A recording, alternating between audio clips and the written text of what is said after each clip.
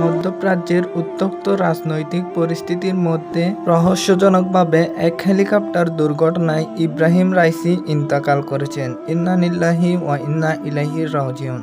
আজারবাইজানের সীমান্তবর্তী এলাকায় দুই দেশের যৌথভাবে নির্মিত একটি বাঁধ উদ্বোধন করতে গিয়ে এই দুর্ঘটনাটি ঘটে। সেই সময় তার সাথে ছিলেন হুসেইন আমির আবদুল্লাহিয়ান সহ আরো কয়েকজন গুরুত্বপূর্ণ ব্যক্তি। ইরানের একজন বিচারক থেকে প্রেসিডেন্ট পদে এসেছিলেন ইব্রাহিম রাইসি। শিয়া ধর্মীয় ঐতিহ্য অনুযায়ী তিনি নবীজি হযরত মুহাম্মদ সাল্লাল্লাহু আলাইহি ওয়াসাল্লাম এর বংশধরদের মতো কালো পাগড়ি পরতেন। রাইসি ইরানের প্রথম রাষ্ট্রপতি, যার আমলে ইরান ফাঁকা গুলি উড়ানোর পরিবর্তে সরাসরি ইসরায়েলে হামলা করেছিলেন। বিশ্ব রাজনীতির অন্যতম প্রভাবশালী এই ব্যক্তির মৃত্যুতে মধ্যপ্রাচ্যের রাজনৈতিক সমীকরণ অনেকটাই বদলে যেতে পারে। ইরানের রাজনৈতিক কাঠামো বিশ্বের অন্যান্য দেশ থেকে অনেকটাই আলাদা। ইরানের নেতৃত্ব মূলত দুই ভাগে বিভক্ত, একদিকে ধর্মীয় নেতৃবৃন্দ, অন্যদিকে সরকার। 1979 সালে ইরানের ইসলামী বিপ্লবের পর থেকেই নতুন সংবিধান অনুযায়ী দেশটি একজন সুপ্রিম লিডার অথবা ধর্মীয় সর্বোচ্চ নেতার অধীনে পরিচালিত হয়। এখনো পর্যন্ত মাত্র দুইজন ব্যক্তি ইরানের সুপ্রিম লিডার হতে পেরেছিল।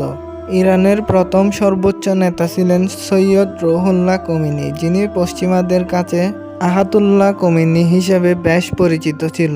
1989 সালে আয়াতুল্লাহ খোমেনির মৃত্যুর পরে দ্বিতীয়বারের মতো ইরানের সর্বোচ্চ নেতা হন সৈয়দ আলী হুসাইনি খোমেনি, যিনি আয়াতুল্লাহ আলী খামেনি হিসেবে অতি পরিচিত।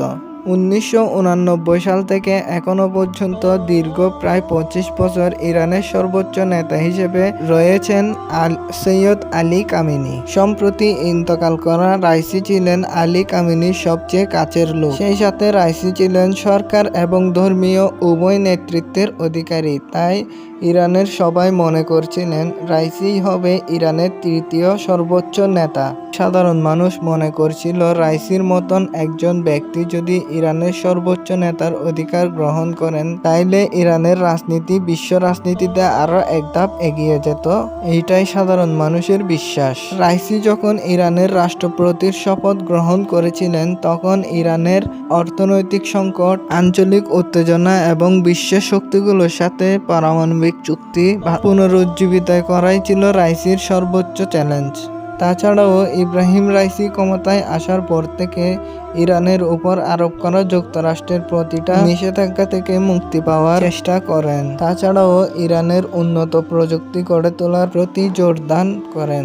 ইরানের পারমাণবিক বিষয়ে যুক্তরাষ্ট্রের সাথে সামাজিকতার ডাক দেন ইব্রাহিম রাইসি। আর তাছাড়াও সৌদি আরবের সাথে ইরানের কূটনৈতিক সম্পর্ক স্থাপিত হয়েছে এই রাইসির আমলে, যার ফলে মধ্যপ্রাচ্যে ইসরায়েলের ক্ষমতা অনেকটা দুর্বল হওয়ার আশঙ্কা করা হচ্ছিল। সাম্প্রতিক সময়ে সিরিয়ায় ইরানের দূতাবাসে ইসরায়েলি হামলার পরে রাইসি প্রথম সরাসরি ইসরায়েলে পাল্টা হামলা চালান। সবাই মনে করছিলেন রাইসি ইরানের সুপ্রিম লিডার হলে ইসরায়েলকে একদণ্ড শান্তিতে থাকতে দিবেন না। তাই ইসরায়েলের নেতারা খামেনির চেয়ে রাইসিকে অনেক বেশি ভয় পেত। ইব্রাহিম রাইসি রাশিয়া, চীন, তুরস্ক সহ প্রতিবেশী দেশগুলোর সাথে বেশ বন্ধুত্বস্বরূপ আচরণ করে তুলেছিল এবং নিজেদেরকে স্থিতিশীলতা সৃষ্টিকারী শক্তি হিসেবে বিশ্ব দরবারে পরিচিত করে তোলেন, যার মাধ্যমে তিনি একজন সত্যিকারের বিশ্বনেতা হিসেবে পরিচিতি পান, যার ফলে পশ্চিম যুক্তরাষ্ট্র সহ পশ্চিমারা তার সম্ভাব্য